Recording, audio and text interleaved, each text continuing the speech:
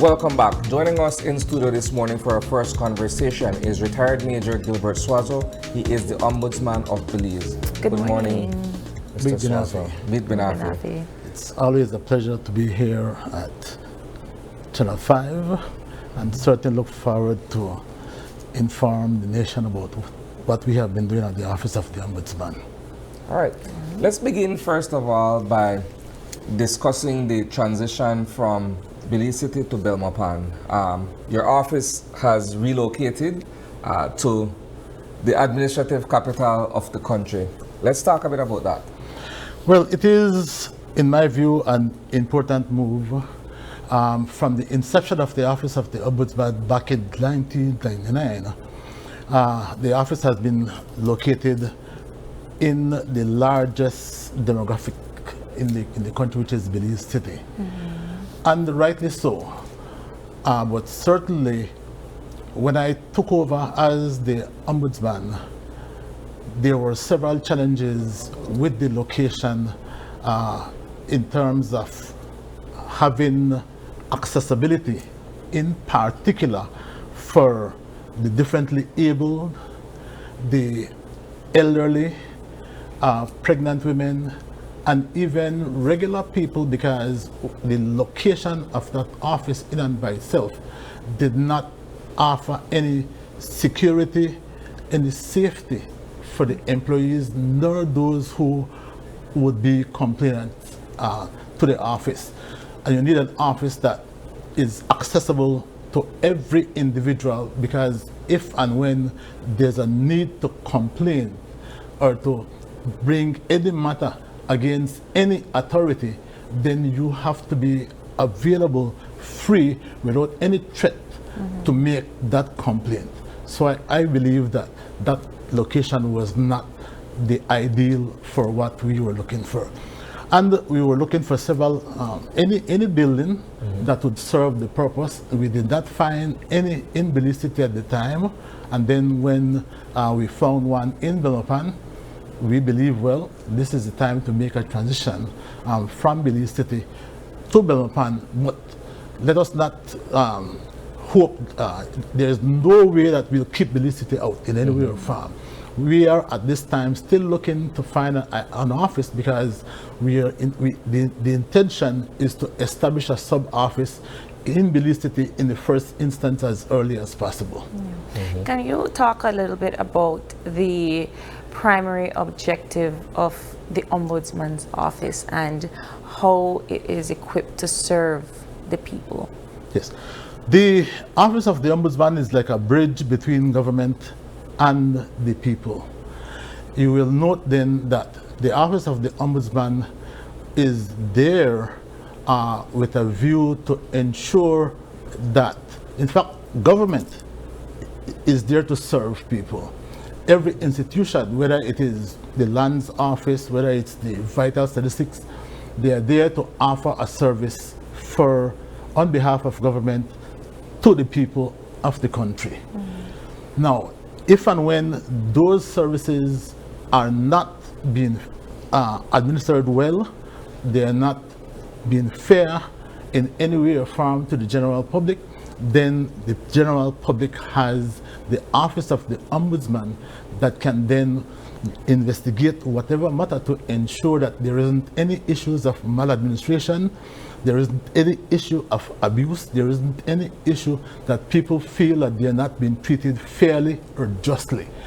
And if and when that occurs, then you believe that you have been treated unfairly, you have been treated unjustly, that is when you make a complaint to the Office of the Ombudsman for the Ombudsman to investigate the issue arising or causing those people to feel unfair or to feel that they have been treated unjustly.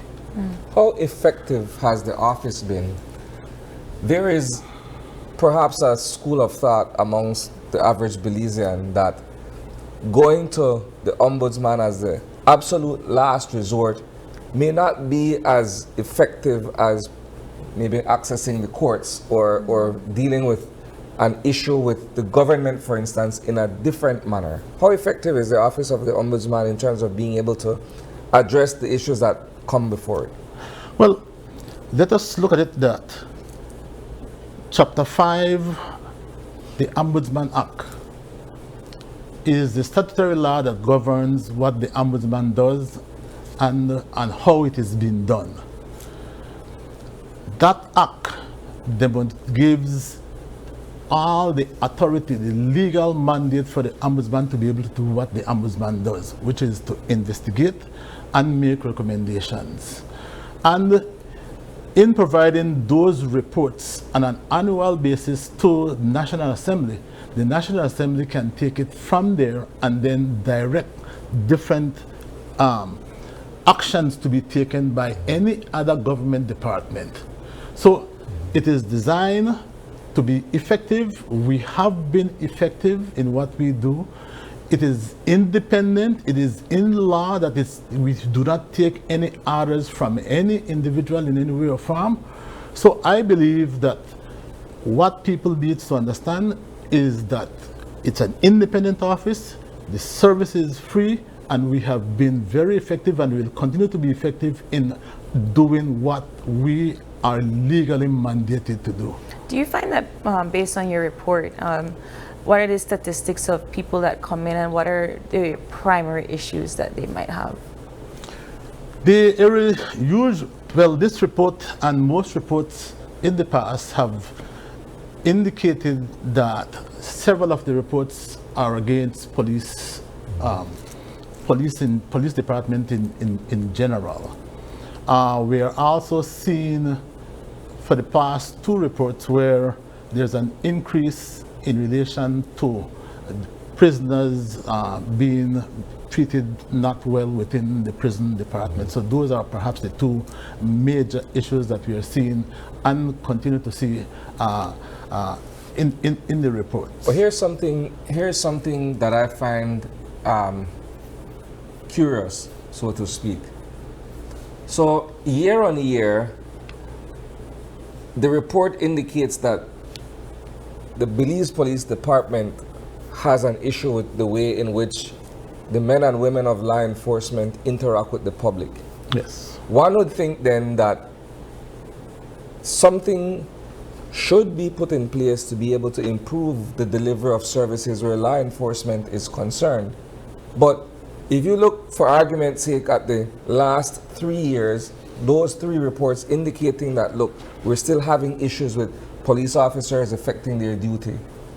Why is it not that they have not been able to address those concerns from the public, seeing as though they're right there in the report, year on year?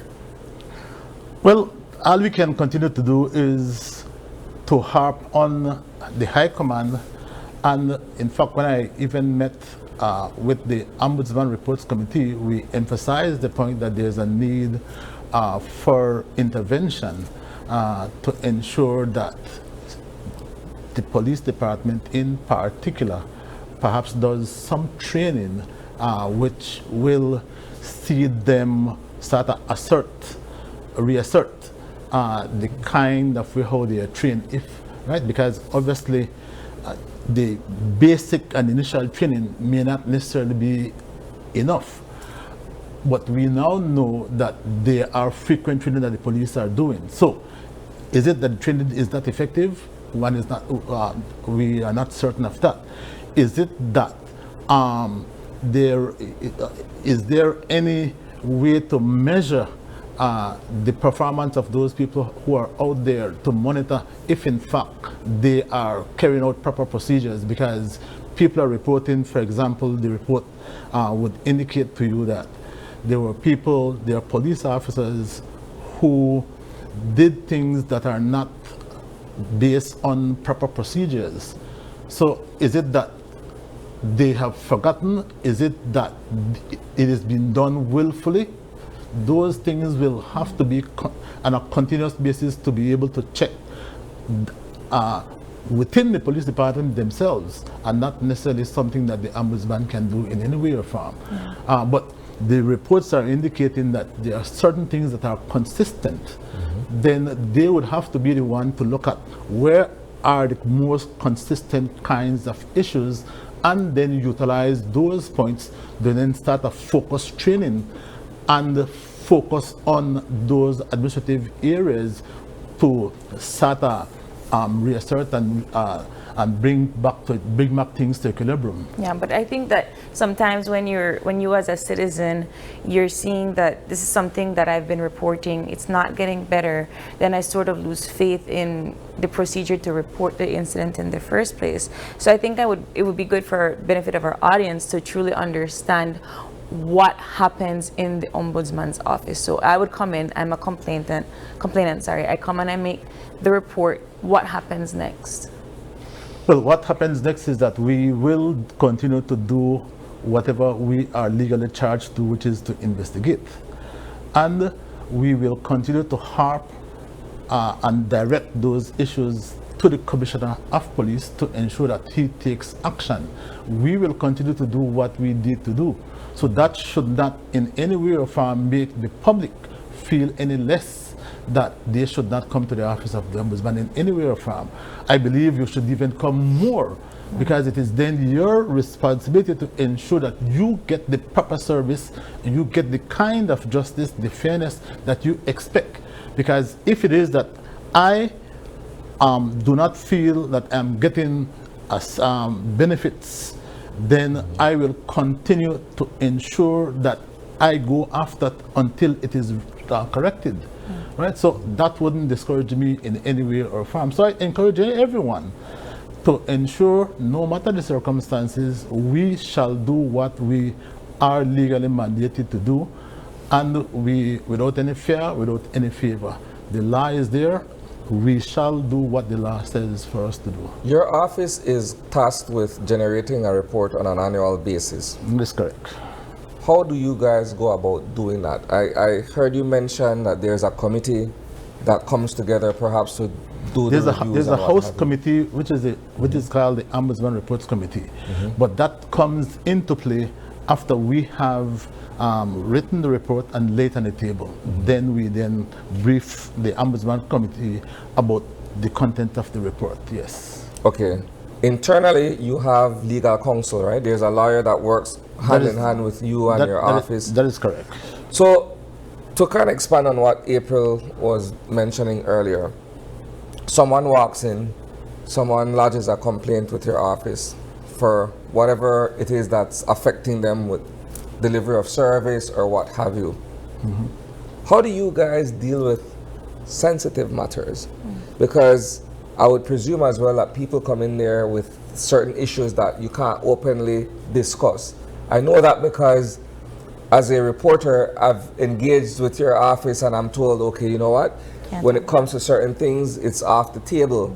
But how do you ensure that those people who come in still receive the satisfaction that they're looking for, despite the sensitive nature of what you're dealing with? Well, every case is dealt with confidentiality. Every case. We do not discuss any case with any outside individual outside of the office, except when, like, let's use an issue of lands, for argument's sake. Someone comes and report to us that they have been trying to get perhaps their land title for the past 5 years. And here it is that recently there were land clinics which people get their land title within a short period of time. That is one of the issues that people come to report about, for argument's sake. We would then do what we need to do in terms of getting all the particulars from the individual who complains, because we have to get all the particulars from that individual.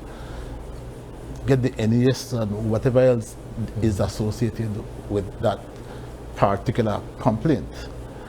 Once that is done, the Ombudsman will decide if in fact, because there's due diligence that has to be done, and then once the due diligence is done, they decide to investigate or not to investigate. If an investigation will ensue, then the principal officer for that department or the ministry, in this case, perhaps the CEO of lands and or the lands commissioner.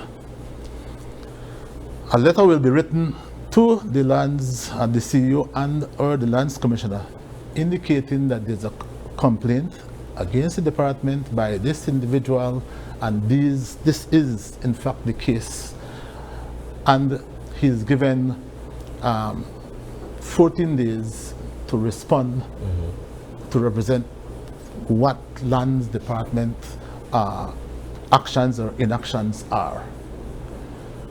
So once we've gotten that response, we look at the complaint, look at the response, and if there's any issues that remain outstanding, which usually they are, then we can either request for further information, and if there should not be any kind of cooperation, the Ombudsman has all authority to summon any individual and any evidence to get to the bottom of whichever case. What's the follow-up like in some of these instances? Because I can understand where the formal complaint is being issued.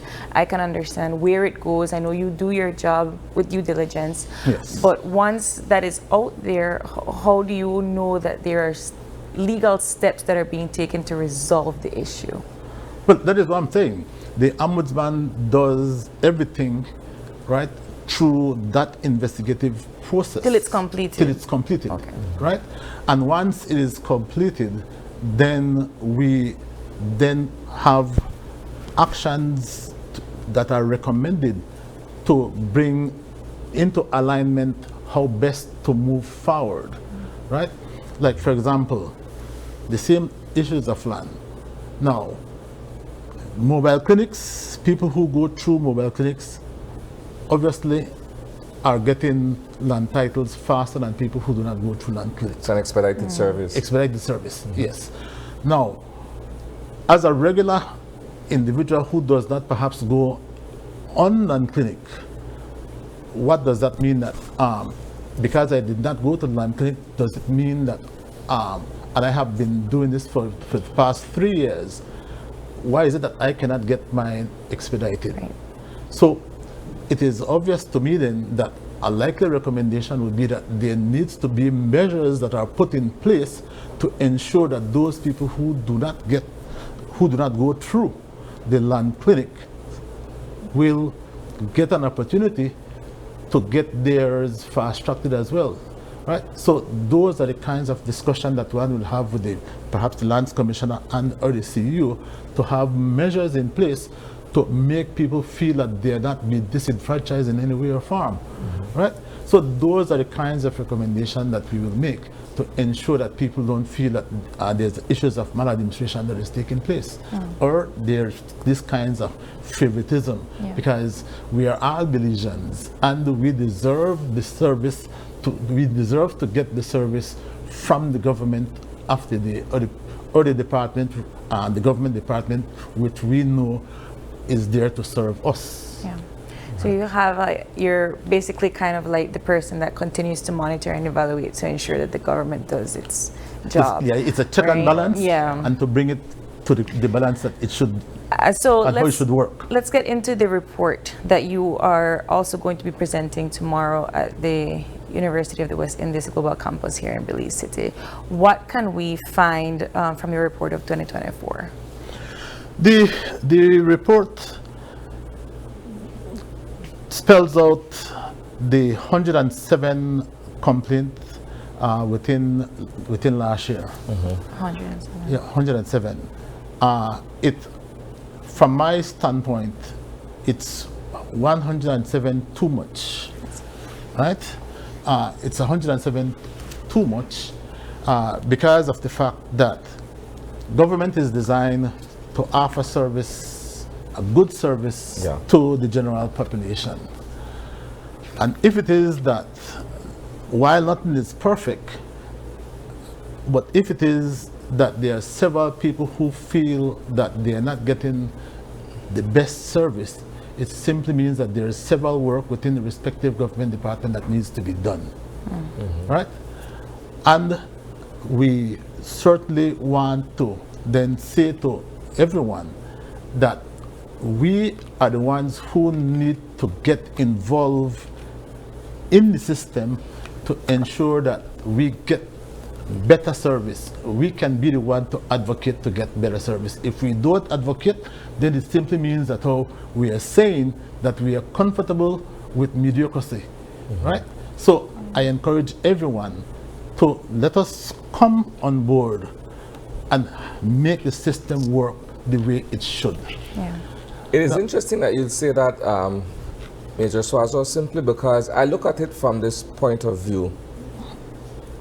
The brief or summarized version of this speaks to a clear need for improving the delivery of services, right? Yes. But then you're looking at employees of the government of Belize who are charged with delivering these services. So then you're looking at the public service on a whole and the manner in which the public service functions and the type of training that these public officers need to deliver their work. Because you're looking at anywhere from the Department of Human Services or whatsoever, labor, finance, it's the breadth of the government of Belize that you're looking at. Yeah, I'm seeing here in terms of the areas of concern, it's quite a long list, but just so that our viewer, and I believe we had it on display not too long ago, but you have here, for example, mental health and public authorities, the urgent need for legal and institutional reform, delayed pension payments, a hot topic that we've also been discussing here on the morning show, concerns arising from prisoner complaints regarding drug testing and detention in special holding units. You also have here the lack of due process in the use of special holding unit at the Belize Central Prison, and of course, among other areas of concern. So this report here is a breakdown of those 107 complaints. Yes. And so for our viewership, for our viewers, what is the key takeaway from having this report, and are they able to access this? Yes. Well, it's no secret at all. It's once it is laid on the table, it becomes a public document. The intent is that we shall be having those available at the library, in every library within the country. We definitely have them. We will be, if not yet, on the Ombudsman website. It should be on. So certainly on the government website, and we intend to make them available electronically as to anyone who wants a copy. They could certainly get hold of the Office of the Ombudsman, and one will be certainly forwarded to them as early as possible. That report also has therein a comprehensive look at the implementation of the SOE in last year. Again, it demonstrates then that the implementation of the SOE was sort of focused more within the police department and to a small extent the prison department, the Belize Central Prison, and it does not necessarily involve other government ministries, perhaps like Ministry of Labor, Ministry of Education, to look at perhaps a reform or to start to rehabilitate those people who may need rehabilitation.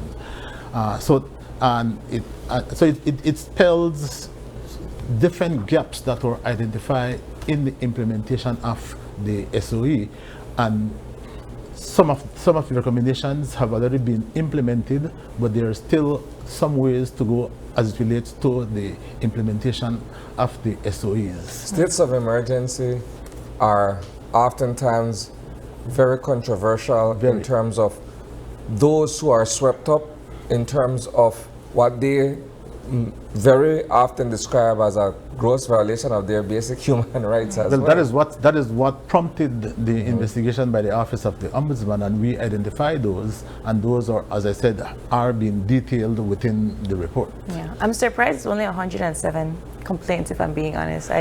You would Well, imagine. he just said two. It sounds just even too much. I'm surprised. No, I am surprised. And I say it based on the conversations we have here on the morning show, and of course what is being reported in the newscast, that I'm surprised that. And makes me wonder if people understand that they have this office, that they are able to come to you all and get some legal and free assistance. Well, it's a work in progress, and we believe that we are doing maybe not enough, but certainly adequate, because we've been obviously on Channel 5 several times. We've been on other media. We are going to different schools, high schools, universities. So we are doing what we need to do with a view to bring more awareness to the office, so people can utilize the office to ensure that the services that they're receiving are improved to their standards. Yeah. Right? Yeah, before we wrap up, I look at this. This is a 22nd annual Ombudsman's report. Yes. I look at it from the perspective of ensuring transparency and accountability. It is. Because at the end of the day, we all need to see how our government and the various departments that fall within the government are functioning. And so this is one way to kind of hold them accountable. Yeah. So I also understand that you will be presenting this report at the UWI campus tomorrow. Well, tomorrow I do have a lecture at the UWI campus, and it will also involve the roles and responsibilities of the Office of the Ombudsman. And also we'll talk about the report. What is also important to note is that there is another key issue where in 2023, July of 2023, the government of Belize directed nationally and internationally that there will be a National Human Rights Institute which will be established and integrated into the Office of the Ombudsman. That simply means that the Ombudsman will be charged with the responsibility to monitor and report on any and all human rights issues within the country, nationally and to international. And it must also be Paris Principle compliant. So it simply means independence, plurality, and all those other values will have to be integrated within the NHRI.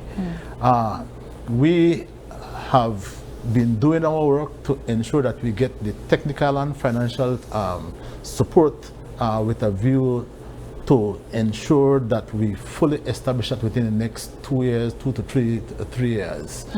I recently made a presentation to the Caribbean Ombudsman Association in relation to the path that Belize is taking to integrate and establish the NHRI.